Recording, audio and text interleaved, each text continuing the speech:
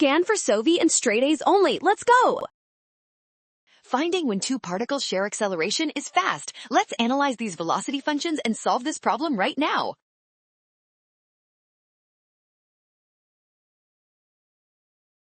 First, we need to find the acceleration for both particles by taking the derivative of each velocity function. This gives us negative 6t plus 8 and cosine of t respectively.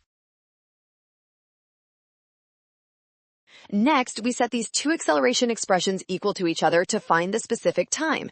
This creates the equation negative 6t plus 8 equals the cosine of t here.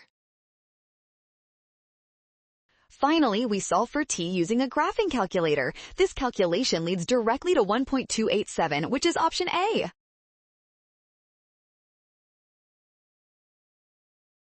Well done! Option A is correct. Scan the code to learn with Sovi. Watch signs and always trust given values.